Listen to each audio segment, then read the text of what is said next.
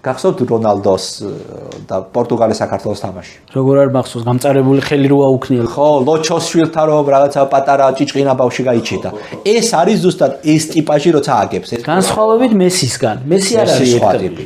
მესის რო ეს ხასიათი გქონდეს, მესი იქნებოდა ლეგენდა კი არა და სამჯერმად შედეგი იქნება. ხო, მესის არა აქვს. ეს არ თავი, მესი აკეთებს როგორ იცი? სიამოვნებას იღებს ფეხბურთს. აი რა, ქუჩაში რო ბურთი გააგორე რა.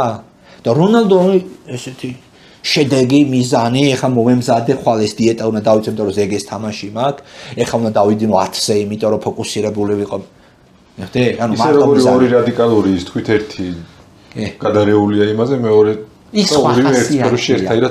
ნუ წარმატებული. იმიტომ რომ იმან ნიჭის ხარზე მიაღწია. ნახე, მე რონალდო უფრო მიყვარს, იმიტომ რომ ნიჭის ხარზე მიღწევა შენი არ არის ჩემი აზრით რა.